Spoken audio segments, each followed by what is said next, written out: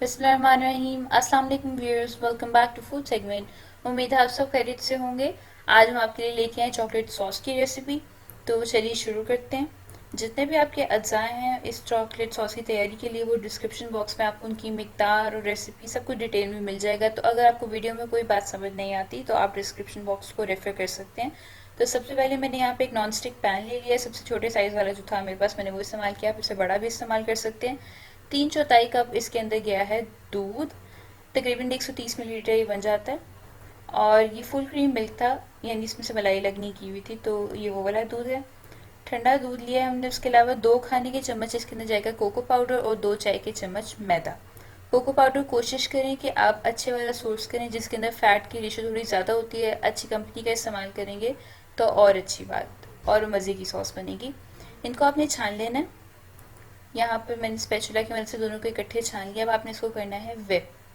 अगर आपके पास whip है तो वो ज़्यादा आसानी से मिक्स हो जाएगा। बेसिकली आपने मिक्स करना है कि सारी गुठलियाँ जहाँ तक आपको नज़र आ रही हैं वो ख़त्म हो जाए। इस मकसद के लिए आप चाहें तो पहले थोड़े दूध में डिज़ोल्व करके भी दोनों चीज़ें डाल सकते हैं।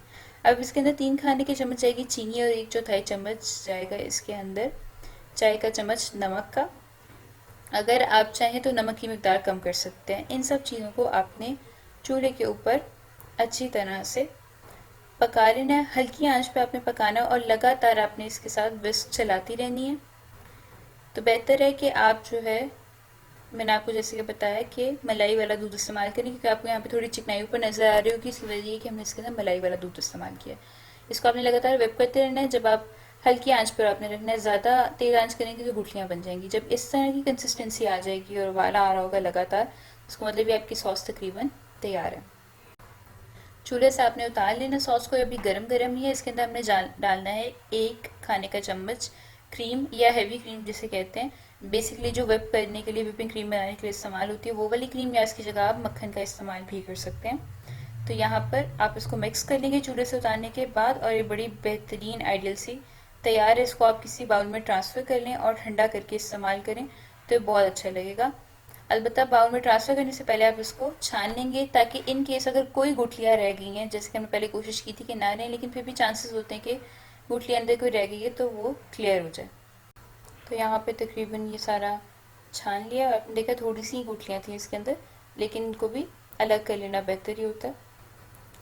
इस सॉस को आपने ठंडा कर लेना है, और जब आप ठंडा करेंगे तो इसकी कंसिस्टेंसी इसकी इस तरह से थिक और बड़ी बेहतरीन कमर्शियली प्रिपेयर जो आपको बाज़ार में मिलती है सॉस, हर्शीज़ की हो गई या किसी और कंपनी की, तो उससे मिलती जुलती है। पहले हमने सोचा इसे ब्रेड पे ड्रिप करके दिखाएं, फिर हमने कहा कि कॉपी करनी है इंग्लिश ब्रेकफास्ट की तो प्रॉपर करके दिखाते हैं, इसलिए हमने इनको पैनकेक्स पे ड्रिप करके दिखाया। आप देख सकते हैं कितनी स्मूथ, शाइनी और थिक सॉस बनी है ये।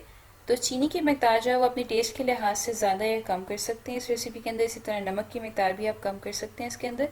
ये सॉस जो है फ्रिज के अंदर कम से कम 4 से 5 दिन तक रह सकती है, और आप उसको फ्रीज़ भी कर सकते हैं।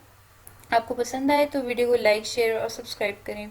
देखने का बहुत बहुत शुक्रिया। अल्लाह हाफ़िज़।